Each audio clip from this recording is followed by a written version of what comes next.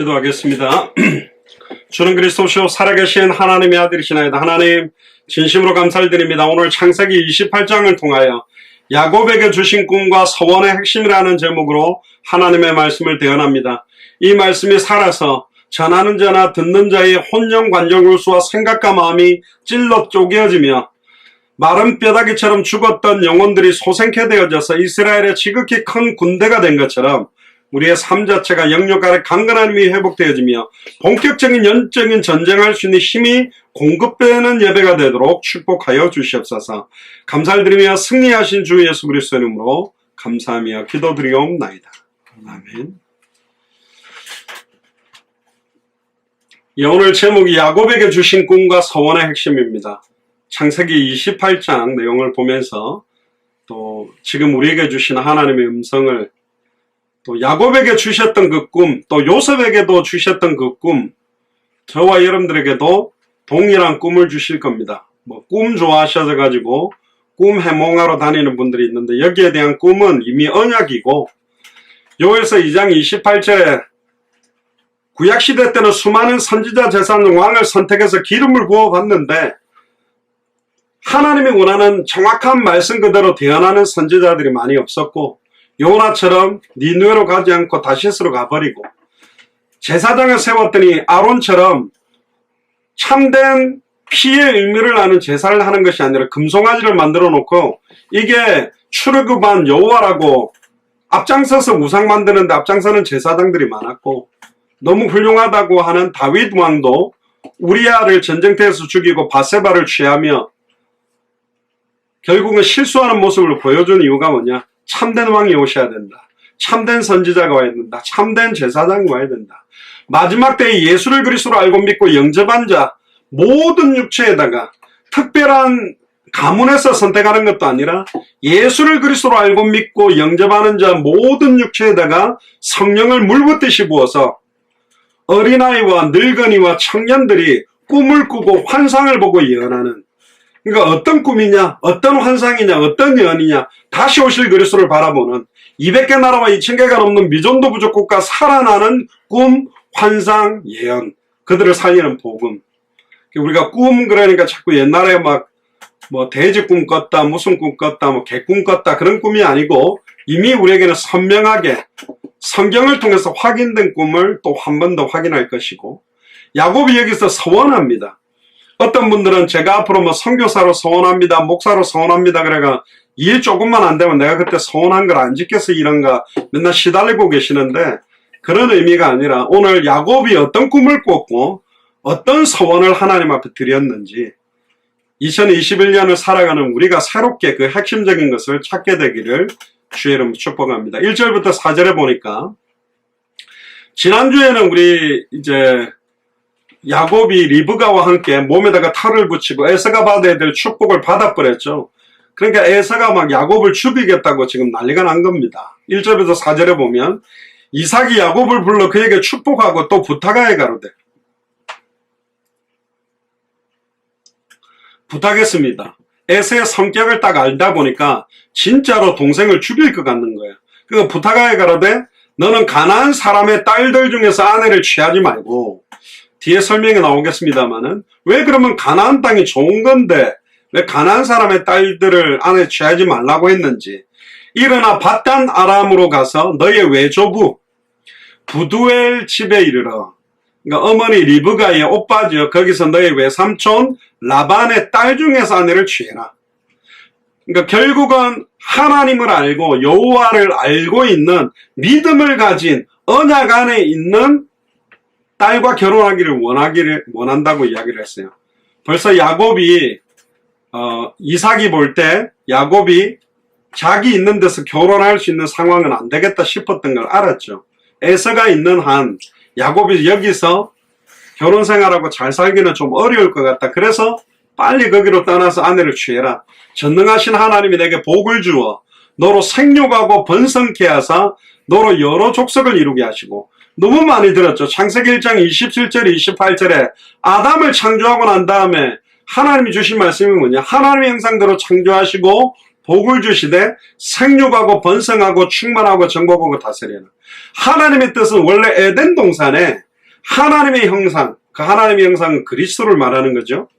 하나님의 형상을 가진 자로 가득 차게 만들려고 했는데 사실은 아담과 하와가 사탄의 미혹을 받아 범죄함으로 에덴 동산에서 쫓겨나게 됩니다.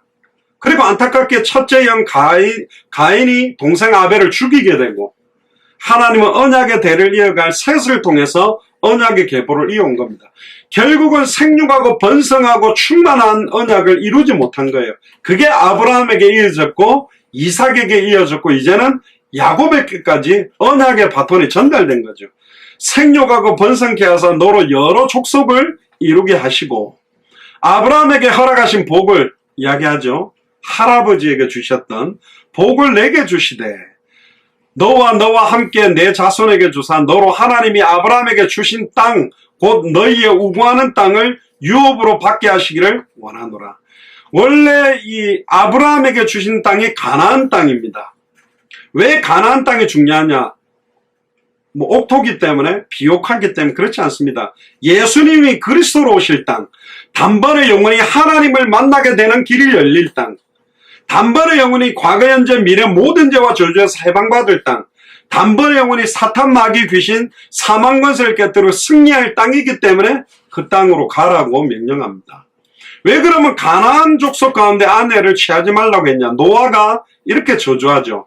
가나안은 저주를 받아 그 형제의 종들의 종이 되기를 원한다. 형제의 종이 아닙니다. 형제의 종들의 종.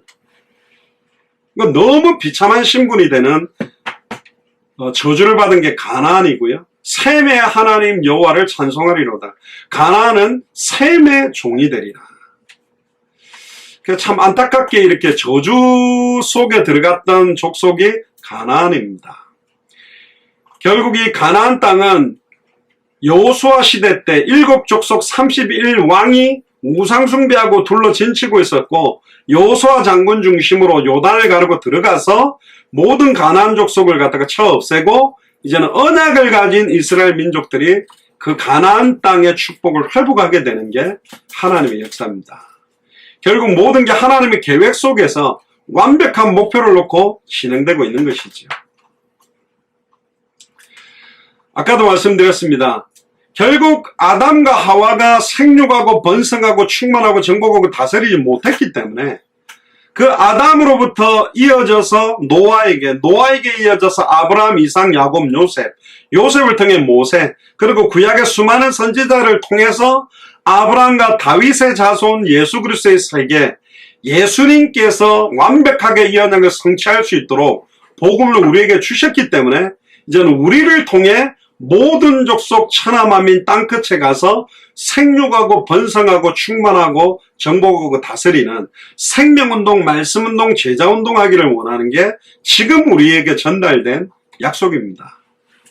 그리고 이 이삭에게 주신 축복은요, 메시아에 대한 약속이 포함되었고 이게 다시 또 야곱에게 전달되게 됩니다. 하나님이 이렇게 말하죠. 나는 여호와니 너는 조부 아브라함의 하나님이요 이삭의 하나님이다. 너 누운 땅을 내가 네 자손에게 주겠다. 13절에서 오늘 본문의 13절에 15절에 보면 이렇게 말하죠. 나는 여호와다. 스스로 존재하는 자다. 너희의 조부 할아버지 아브라함의 하나님이며 이삭의 하나님이고 이제는 너희의 하나님이 되겠다. 다른 말로 말하면 아브라함의 하나님, 이삭의 하나님, 야곱의 하나님이 이제 우리의 하나님입니다. 너 누운 땅을 내가 너와 네 자손에게 주리니 네 자손이 땅의 티끌같이 되어 동서남북에 편만하여지고 땅의 모든 족속이 너와 내 자손을 인하여 복을 얻을 것이다. 마태복음 28장 16절에 20절에 예수님이 마지막으로 승천하기 직전에 모든 족속으로 제자를 삼으라는 언약이 똑같아요. 아브라함에게 줬던 거, 이삭에게 줬던 거, 오늘 야곱에게 준 게 하나님이 직접 사람의 몸을 입고 오신 분이 예수님이잖아요. 예수님이 다시 우리에게 명령하신 지상 명령하고 똑같은 이야기입니다. 창세기부터 계시록까지 성경은 하나만 이야기하고 있습니다. 구약 성경의 주제는 오실 메시아, 신약 성경은 오신 그리스도, 이제 다시 오실 그리스도. 언제 다시 오시느냐? 마태복음 24장 14절에 이 천국 복음이 모든 민족에게 증언되기 위하여 온 세상에 전파되리니 그제야 끝이 온다. 제가 주중에 말씀드렸잖아요. 제 차를 이제 백인 나이 많은 제가 보니까 한 70대 되는 남자분이 타셨더라고요. 그럼 뭐 이렇게 또 이야기하다 보니 자기 크리스찬이라 그래요. 내가 질문할 게 있다. 예수님의 의미가 구원자라는 뜻이고 예수님의 타이틀이 그리스도인데 이 그리스도라는 뜻이 무슨 뜻인지 아냐? 제가 미국에 와서 몇천 명한테 물어봤지만 그리스도의 의미 단어 정확하게 설명하는 사람이 없었는데 이분이 기름 부음 받은 자라는 거예요. Anointed One이라는 거예요. 오, 제가 깜짝 놀랐어. 저는 모른다 할 줄 알았는데 그러냐고. 그리고 이제 또 이어서 한 말이 뭐냐? 하나님의 선택을 받은 자라는 뜻인 것 같다. 그러면 기름 부음 받았다라는 의미가 무슨 의미라고 생각하냐니까 그건 잘 모르겠대요.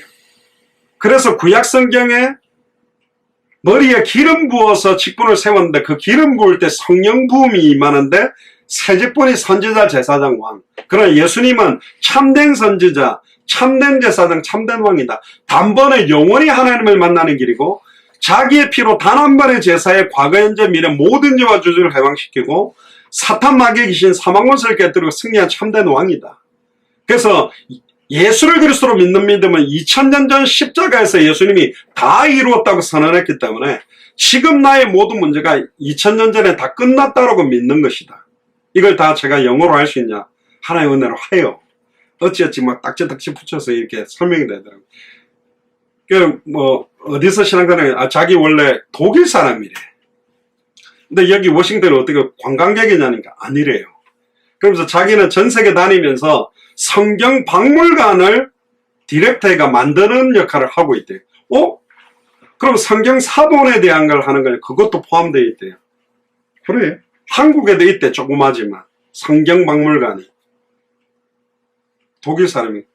그럼 목사냐 모르니까 목사는 아니대요. 나중에 보니까 하이델베르크 유니버시티 테올로지컬 뉴 테스트먼트 프로페서예요. 하이델베르크 문답 아시죠? 그 이야기하니까 자기도 맞다 그러더라고요.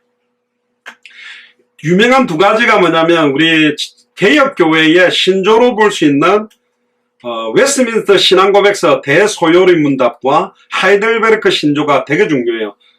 그게 작성되었던 그 교수들이 나왔던 그 대학에 목사는 아닌데 신학대학 교수요. 그것도 독일. 되게 신학적으로 조금 앞서 있긴 하지. 약간 자유주의물이 있지만. 그분하고 제가 사진을 이렇게 좀 찍고 다음에 내가 한번 독일 한번 가서 복음 전한 적이 있는데 가겠다고 오라 하더라고요. 저는 오라 하면 또 가거든요. 분명히 기회가 되면 가서 진짜 독일 현장에서 복음을 전해야 되고. 또 웃긴 건 뭐냐면 백인 또 이분도 한 70대하고 아내하고 딸하고 탔어요. 그래가지고 나는 선교사인데 크리스찬이니까 내 남편 목사인데 은퇴한 목사래. 그래 은퇴해가지고 이제 관광 왔대요. 그러냐고. 그럼 목사 사모님의 딸이에요. 그래서 제가 목사님이든 뭐든 묻잖아요. 물었어요. 예수님을 그리스도라고 하는데 그리스도라는 단어 의미를 아니에요. 갑자기 백인 목사님이 창밖을 보면서 딴청을 그러니까 사모님 왜 하는데 자꾸 밖을 보고 있고 사모님도 당황했어요. 늘 예수 그리스도 욕할 때마다 기분 나쁘면 지저스, 미국 사람들 기분 나쁘면 크라이스트 하는데 그건 무슨 뜻이냐고 모르는 거예요. 일단 단어 뜻을 모르는 거예요. 그래서 설명했더니 막 사모님이 너무 기뻐하고 노스캐롤라이나에서 왔는데 지금 막 굉장히 많이 만나면 또 흑인 이렇게 한 명은 탔는데 얘는 또 자기가 힙합 만들고 하는 거 보니까 유튜브에 있더라고요. 이 사람요. 자기 거 틀어주겠다고 제 차에 USB 연결해 간다 막 힙합 하는다 막 해서 오케이 여기까지만 듣고 예수가 누군지 아냐 그거 자기 모슬렘이래. 괜찮다 한번 들어봐라. 그렇게 설명하고 유대인한테도 말하고 가나에서도 오고 지금 제가 한 2주 동안에 만난 나라만 해도 한 30개 나라가 된 것 같아요. 땅의 모든 족속이 너를 인하여 복을 얻을 것이다. 복음 드려야 될 이유들 하나님 있어요. 야곱에게 하나님은 중요한 언약을 오늘 본문을 통해 주는 겁니다. 너희 엄마랑 거짓말해가 수단 방법 부렸지만 어차피 네 인격이 그래도 뒤에도 나올 겁니다만은 여자 밝히고 돈 밝히고 잔머리 잘 굴려도 네한테는 언약이 있다. 내가 너와 함께 있어. 네가 어디로 가든지, 네가 성격이 좀 내성적이든지 괴팍하든지 잘 시달리든지 영적 문제가 있든지 정신 문제가 있든지 마음의 병이 있든지 몸이 연약하든지 장애가 있든지 내가 너와 함께 있어. 네가 어디로 가든지 너를 지키며 너를 이끌어 이 땅으로 돌아오게 할 거다. 할렐루야. 이 땅이 어떤 땅이냐? 예수님이 그리스도로 올 땅이기 때문에 태초에 말씀이 계신 대로 이 말씀이 하나님과 함께 계셨으니 이 말씀이 하나님인데 말씀이 육신을 입고 오셨어요. 인카네이션이라고 그러는데 100% God, 100% human인데 죄 없이 완전한 하나님으로 왔습니다. 왜? 부활해야 되기 때문에. 완전한 사람으로 왔습니다. 왜? 그러나 왜 죄가 없습니까? 죄 없는 몸으로 죄를 짊어지고 정령 죽어야 되기 때문에. 하나님은 죽을 수가 없어요. 근데 예수님은 사람의 몸을 입었기 때문에 우리가 겪어야 될 그가 찔림은 우리의 허물이 남이요 그가 상함은 우리의 죄악을 인함이라. 그가 징계를 받으면 우리가 평화를 누리고 그가 채찍에 맞으면 우리가 나음을 입었다. 2000년 전에 예수님이 모든 슬픔과 갈등과 시달림과 영적 문제, 정신 문제, 마음의 문제, 육신의 문제, 환경의 문제를 짊어지셨대요. 그리고는 다 이루었다. 다 끝냈다. 2000년 전에 예수님이 다 끝냈다라고 믿는 게 믿음입니다. 지금 눈에 보이는 수많은 산재한 아직 해결되지 않는 문제는 문제가 되지 않아요. 이건 전부 감사 제목. 영적 문제도 영적 축복, 정신 문제도 정신적인 축복, 마음의 문제도 마음의 축복, 나 같은 문제에 빠진 많은 사람들을 살리는 증인 되도록 이 문제가 있음에도 예수님이 그리스도라고 전할 수 있는 증인으로 서도록 영적 문제가 치료돼서 예수님이 그리스도라고 하면 누구라도 하는 건데 영적 문제가 있는데도 불구하고 예수님은 그리스도라고 증언할 수 있는 사람. 내 문제가 끝났다. 나는 오늘 또 시달릴 수 있을 것이다. 오늘 또 나는 마음의 병이 올 것이다. 그러나 나는 하나님의 절대 주권 아래 있고 내가 어디로 가든지 주님이 나를 붙들고 있다. 나 이거 믿고 있다. 그게 더 멋있는 거예요. 아무나 못하는 거라니까요. 내가 네게 허락한 것을 다 이루기까지 너를 떠나지 않겠다. 할렐루야. 옆 사람한테 이야기하세요. 당신에게 허락하신 것을 다 이루기까지 절대로 하나님은 당신을 떠나지 않습니다. 고린도전서 3장 16절 너희가 하나님의 성전인 것과 하나님의 성령이 너희 안에 가는 것을 왜 알지 못하느냐. 요한복음 14장 16절 17절에 내가 너희 속에 있겠으니 영원히 함께 계시다. 영원히 우리 안에 계십니다. 얼마나 감사합니까. 아브라함과 이삭과 야곱의 자손으로 오실 메시아 그리스도이신 예수님을 통해 모든 족속 천하 만민 땅끝까지 복을 받게 되는 당대 세계복마의 축복을 야곱에게도 주신 겁니다. 그게 지금 우리에게도 왔기 때문에 우리도 모든 족속 천하 만민 땅끝 처음부터 모든 족속이라니까요. 교회가 커지면 모든 족속을 보는 게 아니고 처음부터 모든 족속 천하 만민 땅끝 오순절 마가의 집 다락에도 15개 나라 사람들이 몰려와서 성교 문부터 열었습니다. 그게 하나님의 계획입니다. 믿습니까? 하나님의 구원은 영적인 축복뿐만 아니라 현세와 내세에 대한 하늘에 속한 신령한 복을 포함하고 있습니다. 5절에 보세요. 이에 이삭이 야곱을 보내었더니 바단 아람으로 가서 라반에게 이르렀으니 라반은 아람 사람 부두엘의 아들이요 야곱과 에서의 어머니 리브가의 오빠였다. 삼촌집이었죠. 되게 멀었던 것 같아요. 그리고 안타깝게도 거짓말한 것 때문에 너무나 많은 수십 년간을 함께 거하지 못하고 떨어져서 살았습니다. 야곱이 하란에 내려갔을 때 나이가 한 계산해 보면 아까 적어놓은 프린트물 있죠. 한 77세쯤 되지 않았을까. 그러니까 나이가 77세까지 이렇게 됐을 때 나이에 비하면 매우 건강했던 게 야곱 나이죠. 6절에 9절에 보세요.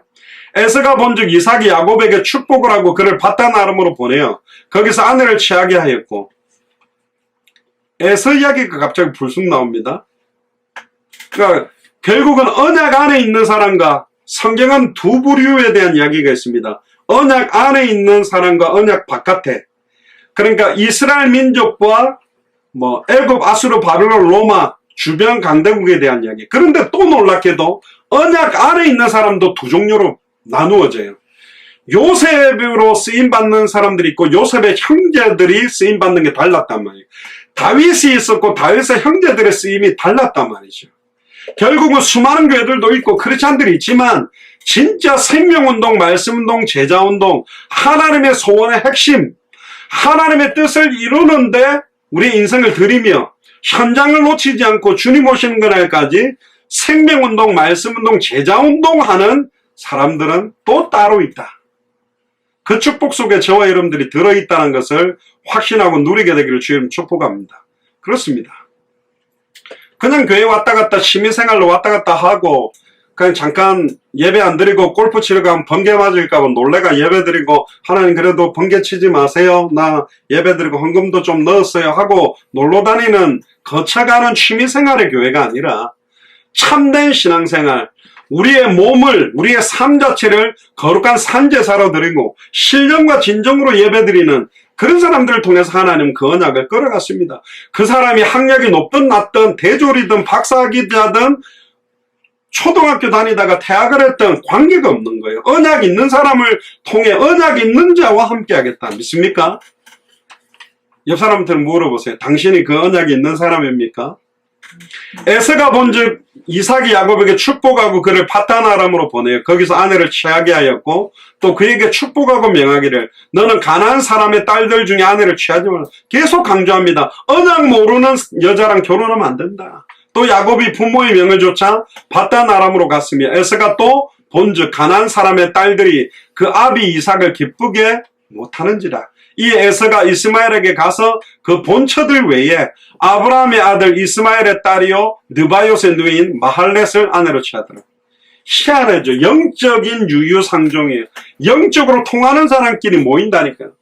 이 도박 좋아하는 사람은 도박 좋아하는 사람끼리 모이고 술 좋아하는 사람은 술 좋아하는 사람끼리 모이고 마약 좋아하는 사람은 마약 좋아하는 사람끼리 모이고 복음 좋아하고 생명운동, 말씀운동 좋아하는 사람들이 모이는데 기가 막히게 에서는 아예 언약 모르는 딸들을 아내로 삼아버려요. 이게 통하는 거예요. 영이 통하고 마음이 통하고 중심이 통하고 모든 게 통하게 된 겁니다. 그러니까 가나안 땅 여자들을 아내로 취하지 말라고 분명히 야곱이 이야기했는데 에서는 가나안 땅 해쪽 속의 딸들인 유딕과 바스맛 두 여자를 이미 아내로 삼았죠. 그러니까 이삭과 리브가 마음에 큰 고통이 됐다고 26장 34절 35절 심지어 이스마엘의 또 딸 마할렛을 세 번째 아내로 취합니다. 이 당시에 물론 부족 사회지만 일부 일처제가 하나님 뜻이었지만 자기의 육신적인 생각과 욕심에 따라 세 명의 아내를 취합니다. 10절 11절에 보면 야곱이 브엘세바를 떠나 하란으로 향하여 가더니 한 곳에 이르러 해가 진지라 거기 유수가 려고 그곳에 한 돌을 취하여 베개하고 거기 누워 자더니. 그러니까 가나안 땅 남쪽 끝에 처해 있는 브엘세바는 750km 하란까지 떨어져 있어요. 750km면 부산에서 서울이 약 400km고 서울에서 평양 좀 위쪽이 한 400km면 부산에서 평양까지 걸어간 겁니다. 제가 군대 생활할 때 천리행군을 했거든요. 400km 일주일 만에 갑니다. 걸어서 릭샹 메고 그것도 일반 길이 아니라 막 산길로. 그러니까 길이가 이만해도 산이 이렇게 높으면 이렇게 올라가고 내려가면 사실은 실제 거리는 더 멀어지겠죠. 근데 이 당시에 하여튼 750km 떨어져 있는 하란을 향해 가는 한 80km쯤 갔을 때 해가 저물어서 들판에서 이제 돌을 베개 삼아서 누워 잔 겁니다. 얼마나 인생이 처량할까요? 사랑하는 부모님, 편안한 집 두고 먼 곳으로 가야 되니까 하나님 사랑하고 언약을 삼아야 하는데 현실은 장자의 축복을 받았으면 뭔가 잘 될 줄 아는데 쫓겨나서 도망가고 있는 인생 되니까 얼마나 비참하고 쓸쓸하고 두려웠겠습니까? 그런데 이제 본론이 나오죠. 12절부터 15절에 보니까 꿈에 본즉 꿈을 꿨어요. 요셉도 꿈을 꿨죠. 사닥다리가 땅 위에 섰는데 사닥다리 아시죠? 소방차에서 올라가는 그런 다리처럼 막 하늘까지 딱 꼭대기에 닿아 있는 거예요. 또 본즉 하나님의 사자가 천사들이 그 사닥다리를 오르락 내리락 하고 있는 거예요. 또 보니까 여호와께서 그 위에 서서 가라사대 나는 여호와니. 뭐 목소리는 어떻게 들렸는지 모르겠습니다. 뭐 성우들이 하는 것처럼 나는 여호와니 이렇게 인지 모르겠는데, 나는 여호와니 내 하나님의 너의 조부 아브라함의 하나님이요 이삭의 하나님이라. 너 누운 땅을 너와 내 자손에게 주리라. 그러니까 잘 누워야 돼요. 그러니까 소변 볼 자리도 잘 보고 보라 그러는데 눕는 자리도 잘 누워야 된다. 우리가 잠시 머물렀던 그 자리가 영적으로 어마어마한 의미가 된다. 광야에서 40년 동안 구름기둥과 불기둥이 움직일 때 이스라엘 백성들이 움직였잖아요. 해가 앞에서 뜨면 구름기둥이 앞서서 그늘을 만들어주고, 밤에 너무 추우면 불기둥이 완전히 인공지능 센서로 따뜻하게 완벽하게 보호하는데, 그 황량한 광야 40년 동안에 가다가 딱 구름기둥이 멈추면 그 자리에 제일 먼저 언약궤를 두고 성막을 쳐서 성소와 지성소를 구분해가지고 성막을 세우는 순간 그 안에는 지극히 거룩한 장소로 바뀐다. 지성소는 대제사장도 못 들어간다. 1년에 딱 한 번만 들어가게 되는 겁니다. 우리가 머무르는 그 자리가 정말로 하나님의 나라가 임하는 자리가 되기를 주의 이름 축복합니다. 여러분들이 잠시 누웠던 자리, 잠시 앉는 자리마다 생명운동, 말씀운동이 일어나는 지극히 거룩한 현장으로 바뀌어가야 됩니다. 뭐가 거룩입니까? 막 저 수도원처럼 저기 깊은 막 산속에 들어가 도 닦는 것처럼 완전 기도하고 있으면 그게 거룩입니까? 아니요. 빛과 소금의 역할이 세상의 빛, 세상의 소금의 역할을 하는 것입니다. 뭐가 우리 자아가 죽는 것입니까? 자꾸 내 자아와 의지를 죽여야 된다고 이야기 강조하는데 어떻게 하는 게 죽이는 건데요? 앉아가지고 막 어떻게 막 죽어라 하면 죽습니까? 아니요. 내 의지, 내 생각, 내 계획, 내 판단이 사라지는 게 뭐냐? 생명운동 집중하고 있을 때, 말씀운동하고 있을 때, 제자운동하고 복음전하고 있을 때가 내가 완전히 죽어 있는 거죠. 하나님의 뜻과 계획을 말하고 있는 시간이잖아요. 찬양하고 있는 시간, 예배하고 있는 시간, 기도하고 있는 시간이 내 자아가 죽은 시간 아닙니까? 심지어 이 사단은 기도할 때도 다른 생각하게 만들고, 설교하는 사람이 설교할 때도 다른 생각하게 만들듯이 공격하고 있거든요. 어떻게 하면 저 사람한테 복음 전하지? 어떻게 하면 이 복음을 좀 알게 하지? 그 생각하고 있을 때가 우리 자가 죽은 것입니다. 완전히 그리스도만 높이고 있는 시간 아닌가요?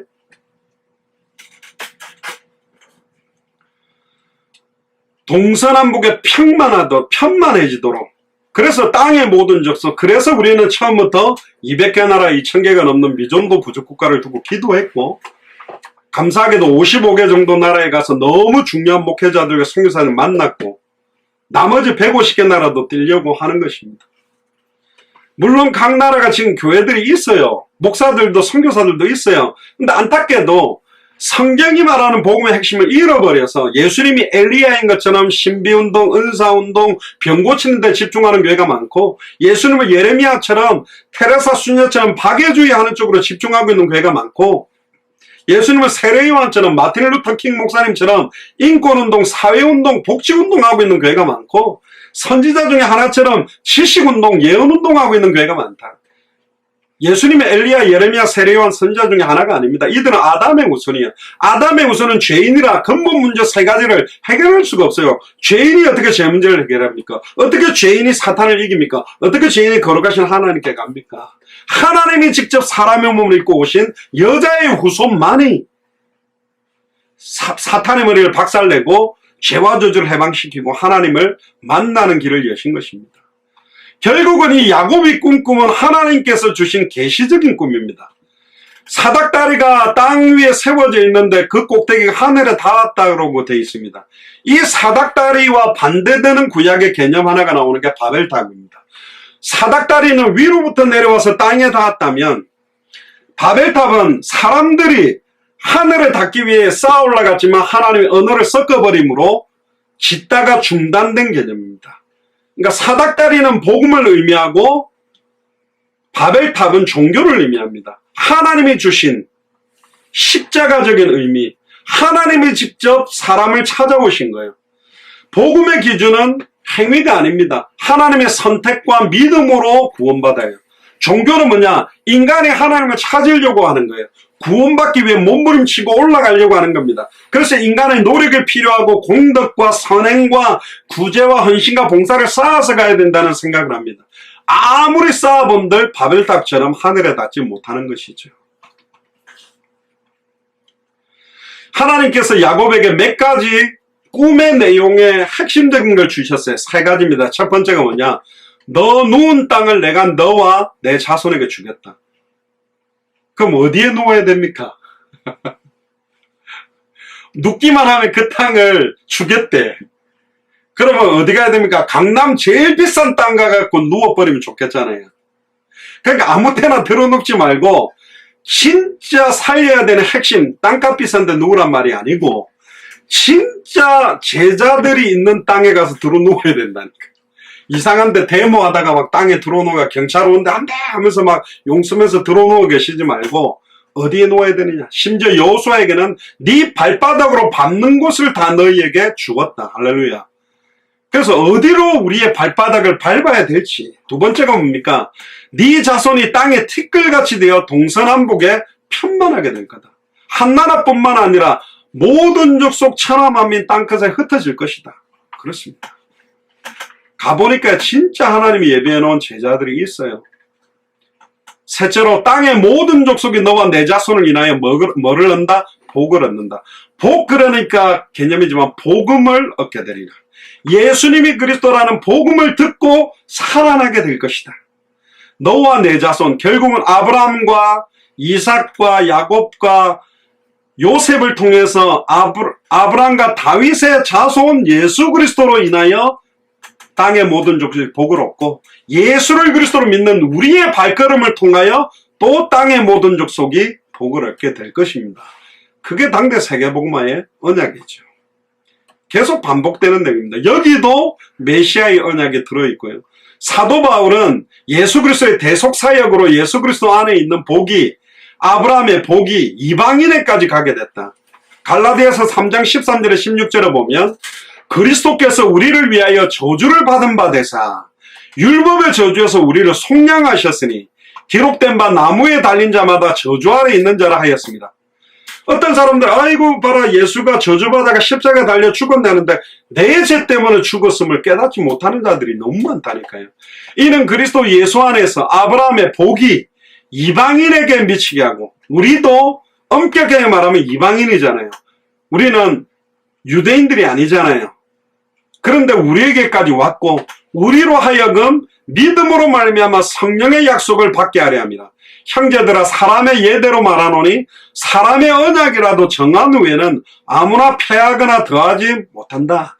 이 약속들은 아브라함과 그 자손에게 말씀하신 것인데 여럿을 가리켜 그 자손들이라 하지 아니하시고 여기 나옵니다. 핵심이 오직 하나를 가리켜 네 자손이라 했으니 곧 누구다? 그리스도다. 너와 네 자손을 통하여 천하만민 모든 족속이 복을 얻을 것이다. 그 자손이 누구를 말하는 거냐? 그리스도입니다. 더 나아가서 예수를 그리스도로 믿는 우리가 바로 그 후손이요 그 자손이요 아브라함의 기업을 이어갈 자가 우리라는 겁니다. 믿습니까? 갈라디아서 3장 27절에서 29절을 보면 누구든지 그리스도와 합하여 예수를 그리스도로 영접하여 세례를 받은 자는 그리스도로 옷 입었다. 아담과 하와가 정령 죽어야 되는데 그날 죽지 않고 창세기 3장 21절에 짐승을 죽여서 가죽옷을 입혀준 것처럼 아담과 하와의 수치와 벌거벗은 능욕을 가려준 것처럼 피 묻은 가죽옷을 입혀준 것처럼 그리스도로 옷 입게 만들어주셨다. 너희는 유대인이나 헬라인이나 종이나 자주자나 남자나 여자 없이 다 그리스도 예수 안에서 하나다. 뭐 페미니즘, 뭐 남자가 우월하나 여자가 다 몰라서 그렇다는 거예요. 우린 그리스도 안에 하나예요. 너희가 그리스도께 속한 자면 곧 아브라함의 자손이요 약속대로 유업을 이을 자니라. 할렐루야. 아브라함의 자손입니다. 우리는 한국 사람이지만 아브라함의 자손이요 약속대로 유업을 이을 자다. 어떤 유업일까요? 생육하고 번성하고 충만하고 세계 열방이 살아나고 모든 나라의 선지자 나라의 역할, 제사장의 나라의 역할, 왕의 나라의 역할을 할 사람. 충격적인 거는 유대인들은 이 유업에 관심이 없어요. 딱 누구하고 똑같아요? 에서처럼 관심이 없어요. 유대인들은 메시아에 대해서도 관심이 없어요. 현대를 살아가는 유대인들은. 근데 이상하게 막 한국 사람들, 예수를 그리스도 믿는 크리스천들이 막 이걸 사모하고 있잖아요. 그렇습니다. 로마서 4장 16절에도 그러므로 후사가 되는 이것이 은혜에 속하기 위하여 믿음으로 되나니.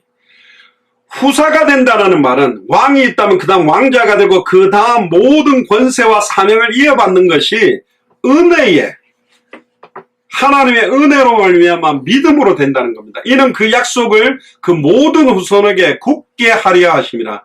율법에 속한 자에게 뿐 아니라 아브라함의 믿음에 속한 자에게도니. 아브라함의 혈통적인 게 아니라 아브라함의 믿음을 나의 믿음으로 가지고 있는 자도 똑같다. 아브라함은 하나님 앞에서 우리 모든 사람의 조상이라. 이스라엘의 조상만이 아니라 예수를 그리스도로 믿는 우리 모두의 믿음의 조상이 누구냐? 아브라함이다. 그러니까 우리는 아브라함의 후손이에요. 이 말하면 유대인들이 오 마이 갓 이러면서 뭔 소리야 이라겠지만 그렇습니다. 16절에 19절에 보면 야곱이 잠이 깨어 가로되 여호와께서 과연 여기 계시거늘 내가 알지 못하였도다. 이에 두려워하고 가로되 두렵도다. 이곳이여 다른 것이 아니라 이는 하나님의 전, 하나님의 성전이다. 여기가 이는 하늘의 문이다. 야곱이 우리 아까 찬양에 하늘 문이 열리면 그랬는데 이 하늘 문이구나. 여기가. 그러니까 야곱은 그 베델이라는 지역만이 하나님의 성전이요 하나님의 문이라고 생각했지만 결국은 우리가 살고 있는 자리, 내가 가는 직장, 내가 가는 학교도 하나님의 전이 되도록 하늘의 문이 열리는 곳이 되도록 하는 것이 하나님의 뜻입니다. 그래서 초대교회는 사도행전 5장 42절에 저희가 날마다 성전에 있든지 집에 있든지 학교에 있든지 직장에 있든지 차를 타고 다니든지 예수는 그리스도라 가르치기와 전도하기를 그치지 않는 삶을 살았던 겁니다. 야곱이 아침에 일찍 일어나 베개하였던 돌을 가져 기둥으로 세우고 그 위에 기름을 붓고 그곳 이름을 베델이라 하였더라. 이 성의 본 이름은 루스드라. 기름 붓는 것은 거룩하게 구별했다라는 뜻이 있습니다. 레위기 8장 10절 11절을 보면 모세가 관유를 취하여 장막과 그 안에 있는 모든 것에 발라 거룩하게 하고 또 단에 7번 뿌리고 또 그 단과 그 모든 기구와 물두멍과 그 받침에 발라 거룩하게 하고 또 관유로 아론의 머리에 부어 아론을 제사장으로 기름 부을 때 누가 부었냐? 모세가 붓습니다. 거룩하게 하고 아론의 머리에 관유를 부으니까 거룩하게 됐다고 합니다. 모세가 또 아론의 아들들을 데려다가 그들에게 속옷을 입히고 띠를 띄우고 관을 씌웠으니 여호와께서 모세에게 명하신가 같았더라. 제가 어릴 때 생각해보면 막 목사님들, 신령한 목사님들 보면 머리가 반들반들해요. 기름 부음 받은 자 같아. 포마도 크림을 딱 발라가지고 반들하세요. 아마 파리가 앉았다가 싹 미끄러져가지고 내징탕 당할 정도로 머리 막 반들하게 그게 좀 신령해 보이는 것처럼 이게 이제 기름 부음에 대한 그런 것들을 좀 목사님들이 따라하셔. 저는 젤을 많이 바릅니다만은 젤이나 왁스나 스프레이를 많이 바릅니다만은 포마도 크림 옛날에 우리 신사들 이렇게 머리 빗으면 반들반들하게. 근데 그 머리는 좀 먼지가 날리면 먼지가 다 붙어버리는데 어쨌든 이 기름 부음이라는 건 원래 목자들, 양을 키우는 목자들의 관습에서 시작됐어요. 양들의 머리니, 그러니까 머리에 이들, 벌레들, 그 밖에 다른 곤충들이 종종 양털에 들어가서 삽니다. 그러니까 양털을 안 깎아놓으면 그 속에 얼마나 벌레들이 있겠어요. 그런데 곤충들이 양의 머리로 달려가가지고 귀에 들어가 버리면 결국은 이 귀에 있는 걸 파먹고 이러다가 양이 죽을 수가 있었어요. 그래서 고대 목자들이 양의 머리에다가 기름을 부어가지고 벌레들이 양의 머리에 머무르지 않고 귀 속으로 못 들어가도록 양의 머리에다가 이렇게 기름 붓는 걸 해줬습니다. 그래서 양털도 매끄럽고 반들반들하게도 만들고 곤충들도 떨어지게 만들고 양의 귀에 들어가지 못하도록 했던 것들이 있었어요. 그래서 이 기름 부음은 축복과 보호와 고난 부여의 상징이 되었고 기름 부음에 대한 신약 성경의 헬라어는 기름을 묻히거나 문지르다라는 의미로 함축적인데 공직, 종교 봉사를 위해 봉헌할 때 세운다라는 뜻의 크리오라는 말과 기름을 붓다라는 말에 알레이포라는 말을 사용하는데요. 성경에 나오는 많은 시대의 사람들은 기름을 바름으로써 그 사람의 삶에 대해 하나님의 축복과 부르심을 상징적으로 보였고 구별했다라는 표현들을 많이 집어넣습니다. 그래서 특별한 목적, 왕이 되거나 선지자가 되기 위해 또 제사장을 세울 때, 건축과 등 중요한 직분을 세울 때 기름 부음을 받았습니다. 그러니까 다른 의미로는 하나님의 선택을 받은 자다. 그 기름 부음이 바로 성령 부음을 말하는 겁니다. 그래서 예수께서 그리스도 되심의 좋은 소식을 전파할 때 죄에 포로된 자를 자유하기 위해 하나님의 보내심을 받고 성령의 기름을 부어서 구별시켜서 하나님의 뜻과 소원을 이루는 데 사용하려고 구분할 때 기름을 붓는 것입니다. 그때 성령께서 역사하셔서 성령 부음이 임하고 성령 세례가 나타나기도 하는 겁니다. 그래서 그냥 기름이 아니라 지금은 2021년을 살아가는 우리는 예수를 그리스도로 믿는 모든 크리스천들은 하나님 나라를 확장시키기 위한 특별한 목적을 위해 올리브라든가 죄송합니다. 일본말로 덴푸라 기름이나 무슨 참기름이나 포도씨유를 붓는 게 아니라 성령으로 기름 부음을 받아서 선택받은 사람이 저와 여러분들입니다. 옆 사람한테 이야기하세요. 당신은 하나님의 선택을 받은 사람입니다. 한 번 더 말해서요. 당신은 하나님께서 구별한 사람입니다. 너무 중요하죠. 그래서 요한일서 2장 20절에 너희는 거룩하신 자에게서 기름 부음을 받고 모든 것을 아느니라. 아론은 모세에게 기름을 부음을 받았지만 금송아지 우상을 만들어 놓는 완전한 실수를 했잖아요. 근데 우리는 거룩하신 자 예수님에게 기름 부음 받은 거예요. 예수를 그리스도로 영접했다라는 의미 자체가 영적인 기름 부음을 받은 거예요. 물론 우리가 세례나 침례를 받을 때도 의미는 있겠지만 특히 요한일서 2장 27절에 너희는 주께 받은 바 기름 부음이 너희 안에 거하나니 이 기름 부음이 바로 Holy Spirit, 성령을 말합니다. 아무도 너희를 가르칠 필요가 없고 이거는 더 이상 배우지 말라는 의미가 아니라 우리 안에 계신 그리스도께서 친히 우리를 가르치시고 깨닫게 하고 생각나게 할 거다. 요한복음 14장 26절 27절에 오직 그의 기름 부음이 모든 것을 너에게 가르치며 기름 부음이 바로 성령을 말합니다. 또 참되고 거짓이 없으니 너희를 가르치신 그대로 주하는 거예요. 영적기도를 한번 따라해줬다고 성령이 임했냐? 그건 몰라요. 딱 한 번 짧은 시간 복음 듣고도 정말로 예수님을 주인으로 영접한 자 속에 성령이 임하는 경우도 있고 그냥 목사님이 하자니까 따라해주는 사람도 있습니다. 근데 진짜 예수님을 구주로 영접해서 성령 부음이 그 사람에게 임하면 성령께서 친히 그들을 가르치고 깨닫게 하고 생각나게 하고 변화시켜가는 겁니다. 우리를 굳건하게 만드시고 우리에게 기름 부음 하신 분이 바로 하나님이다. 특히 고린도후서 1장 21절에서 22절에 보면 우리를 너희와 함께 그리스도 안에서 굳건하게 하시고 우리에게 기름을 부으시는 이는 하나님이시니 그는 또한 우리에게 인치시고 보증으로 우리 마음에 성령을 주셨다. 인쳤다는 거 쉽게 생각이 뭐냐? 저 어릴 때 돼지고기 이렇게 정육점에 사갖고 오면 국을 끓였는데 돼지고기 살에 퍼런 뭐가 찍혀 있어요. 그게 뭐냐? 돼지 감령 검사라든가 이 돼지는 우리 돼지라고 엉덩이에다가 쇠를 벌겋게 달궈가지고 도장을 찍어버려. 살을 찢어가지고. 그게 인쳤다라는 거예요. 다른 말로 하면 타투처럼 아예 영적으로 찢어가지고 우리를 인쳤대. 우리가 하나님의 자녀래. 믿습니까? 너희가 나를 택한 것이 아니라 내가 너를 지명하여 불렀다. 뭐 때문에? 모든 족속 천하만민 땅끝에 이 복음 전하는 것. 그래서 야곱이 기름 부었던 그곳을 베델. 이때 야곱은 기름을 사람에게 부은 게 아니죠. 돌베개, 돌 기둥에다 부어서 하나님의 집이라고 세웠던 겁니다. 20절에서 22절에 보면 야곱이 이제 서원합니다. 이제 하나님께서 보여준 꿈이 있을 거 이제 야곱이 부르심에 응답하는 서원을 합니다. 하나님이 나와 함께 계시사 내가 가는 이 길에서 나를 지키시고 먹을 양식과 입을 옷을 주사 나로 평안히 아비 집으로 돌아가게 하시오면 여호와께서 나의 하나님이 되실 것이요 내가 기둥으로 세운 이 돌이 하나님의 전이 될 것이요 하나님께서 내게 주신 모든 것에서 10분의 1을 내가 반드시 하나님께 드리겠나이다 하였더라. 11조 설교하는 분은 이걸 되게 좋아하시는데 그 의미가 아니고요. 야곱은 하나님께서 그와 함께 계심을 믿는 임마누엘의 믿음을 갖고 있었고, 나의 가는 길을 그가 아시나니 그랬잖아요. 나의 달려갈 길과 주 예수께 받은 사명, 내가 가고 싶어하는 길과 하나님이 나를 이끌려고 하는 길이 똑같으면 너무너무 감사한 거죠. 근데 하나님이 우리를 인도하려고 하는 길과 내가 가고 싶은 길이 다르면 신앙생활이 힘들어지는 겁니다.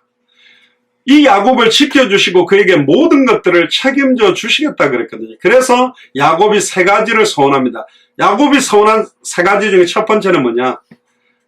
아버지 집으로 돌아가게 만들어 주신다면 여호와께서 나의 하나님이 되시리이다. 나의 주인, 나의 왕, 임마누엘의 하나님. 두 번째, 이 돌이 하나님의 집이 되리이다. 가는 곳곳마다 임마누엘의 하나님이 나타나도록, 가는 곳곳마다 하나님의 집, 하나님의 성전, 하나님의 교회 세워지도록, 영적인 말씀 운동하는 연장이 되도록. 세 번째는 하나님께서 내게 주신 모든 것의 10분의 1을 반드시 하나님께 드리겠습니다. 하나님께 드리는 구별된 예물이다. 자, 결론입니다. 28장을 통해서 내린 결론 첫 번째는 뭐냐? 하나님께서는 아브라함과 이삭과 야곱의 자손 예수 그리스도를 통하여 천하 만민이 구원을 얻는 복을 얻게 하셨어요. 그리고 그 사명을 지금 이제 우리에게 주신 겁니다. 그러니까 우리가 지금 붙들고 있는 이 언약은 너무너무 축복된 거예요. 아담으로부터 이어져서 아담, 노아, 아브라함, 이삭, 야곱, 요셉, 모세, 구약의 수많은 선지자들과 제사장들, 왕들과 이어져서 다윗 왕을 거쳐 말라기를 거쳐 아예 세례 요한을 거쳐 예수님에게 왔던 12제자들에게 사도 바울에게 왔던 이 복음이 전달되어져서 결국은 1517년에 종교개혁이 일어나고 칼빈, 루터, 저빙글리들이 영국과 프랑스에서 일으켜서 아예 청교도들이 미국으로 가서 영국과 미국에 있던 선교사들의 바람이 일어나서 영국에 있던 토마스 선교사나 미국에 있던 언더우드 아펜젤러 선교사님들이 20대 초반에 우리나라로 배 타고 100수십 년 전에 와서 그 복음의 씨앗을 뿌리 내렸고 그 복음이 지금 우리에게 왔고 이제 이 복음을 다시 들고 다시 희미해져 있는 나를 향해 달려가는 겁니다. 그래서 창세기 28장 14절에 땅의 모든 족속이 너와 내 자손을 인하여 복을 얻을 것이다. 이게 아브라함에게 주셨던 우리 올해의 표하고 똑같은 내용이죠. 이게 바로 메시아 언약, 그리스도의 언약입니다. 사도 바울이 이렇게 이야기합니다. 갈라디아서 3장 13절에 14절 아까도 말했잖아요. 아브라함의 복이 이방인에게 미치겠다. 결국 이 아브라함의 복을 베드로와 12사도들은 유대인에게만 집중하려고 했지만 하나님의 계획은 유대인들의 이 값어치를 모르기 때문에 사도 바울을 통해 이방인들에게 전달해서 대한민국 사람인 우리가 당대 세계복음화의 약속을 잡고 뛰고 이까지 산다는 게 축복입니다. 로마서 6장 23절에 죄의 삭은 사망이요 하나님의 은사는 그리스도 예수 우리 주 안에 있는 영생이다. 두 번째입니다. 하나님께서는 자기 백성과 언제나 어디서나 항상 함께 하심을 놓치지 마세요. 내가 너와 함께 있다. 네가 어디로 가든지 너를 지킨다. 너를 이끌어 이 땅으로 돌아오게 할 것이다. 내가 네게 허락한 것을 다 이루기까지 너를 떠나지 않는다. 다 이루면 떠난다는 말입니까? 예수님은 뭐라고 그랬어요? 내가 너희 속에 있겠으며 영원히 함께 있겠다. 그러니까 두려워할 필요와 이유가 없다. 다윗은 이렇게 말했죠. 내가 사망의 음침한 골짜기로 다닐지라도 해를 두려워하지 아니할 것은 주께서 나와 함께 하심이라. 임마누엘. 주의 지팡이와 막대기가 나를 안위하기 때문에 염려할 필요가 없다. 마태복음 28장 20절에 예수님이 제자들에게 내가 세상 끝날까지 너희와 항상 함께 있다. 여러분들 혼자가 아닙니다. 우리 안에 들어와 계시고 지금 우리를 인도하고 계십니다. 셋째로 우리는 하나님을 온전히 성경대로 바로 섬겨야 됩니다. 하나님을 아는 자는 당연히 그렇게 살 수밖에 없죠. 또 특별히 여기서 야곱이요 모든 소득의 11조를 드리겠다 구별합니다. 여기에서 한 가지만 포커스를 짚어보면 누가복음 11장 42절에 예수님이 11조 이야기를 합니다. 화 있을진저 너희 바리새인이여 너희가 박하와 운양과 모든 채소의 11조를 드리되 철저하게 11조는 하는데 공의와 하나님께 대한 사랑을 버리는구나.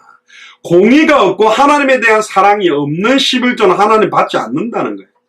11조 철저하게 드리면 복 받는 게 아니고 진짜 하나님의 공의가 십자가입니다. 하나님의 의. 모두 저주받아야 되는데 2000년 전 십자가의 죽음과 부활로 말미암아 우리가 의롭다함을 얻게 되고 하나님을 사랑하는 그 사랑 없는 거는 아나니아 사피라처럼 헌금하고 죽는 것이다. 그러나 이것도 행하고 저것도 버리지 아니하여야 할지니라. 결국은 이 아브라함이요 멜기세덱의 반차를 쫓아서 11조를 처음 드리면서 시작됐는데 이 11조는 세계복음화 때문에 사실 하게 된 거예요. 12지파 가운데 레위 지파가 성전 사역만 집중을 하기 위해 나머지 지파가 10분의 1씩을 내면 모든 지파가 소유하는 소유가 똑같아지기 때문에 한 사역을 집중하기 위해서 11조를 드리기 시작했습니다. 성도들이 5명이 있던 20명이 있던 50명이 있던 100명이 있던 전 교인이 11조를 한다면 그 교회 운영이나 사역에는 어려움은 없어요. 근데 요즘은 교회 구조가 이상하게 돼가지고 몇십만 명 모이는 교회는 모든 사람이 11조를 그냥 목사한테 다 줘야 되냐? 그렇지 않습니다. 목사가 너무 돈이 많으면요 변질되고 타락되게 돼 있어요. 또 너무 돈이 없으면 옹졸하게 되고 너무 비참하게 된다니까. 그러니까 목사는 돈이 너무 없어도 안 되고 너무 많으면 안 돼요.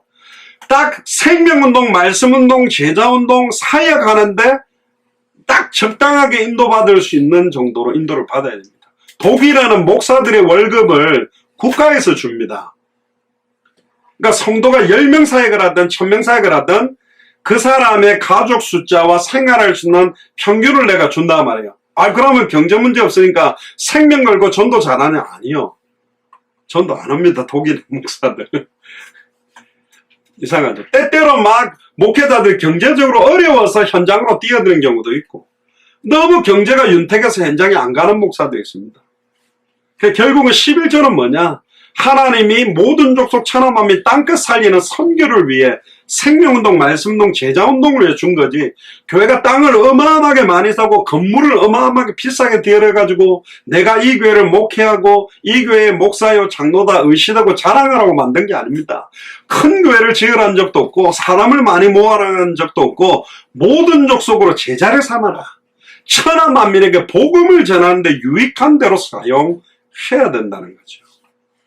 그래서 초대교회는 사도들의 가르침을 받아 서로 교제하며 기도하기를 전혀 힘썼고 모일 때마다 찬양하고 기도했고 하나님의 뜻을 배우며 증언했고 이런 경건한 모임은 절대로 중단되거나 폐지되지 말고 주님 오시는 그날까지 생명운동, 말씀운동, 제자운동은 지속되어져야 됩니다. 이거는 영적인 전쟁이에요.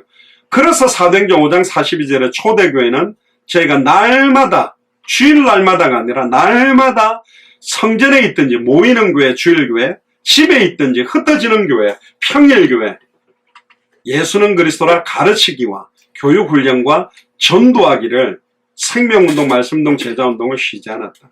저희 예수사랑교회도 초대교회하고 똑같이 날마다 주일 예배를 드리는 성전에 있든지 집에 흩어져 있든지 예수는 그리스도라 가르치기와 전도하기를 쉬지 않는 그런 은혜와 축복이 넘쳐나기를 주의 이름 축복합니다.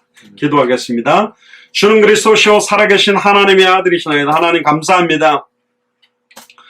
오늘 특별히 하나님께서 야곱에게 주셨던 꿈과 야곱이 서원했던 내용 중심을 보았습니다.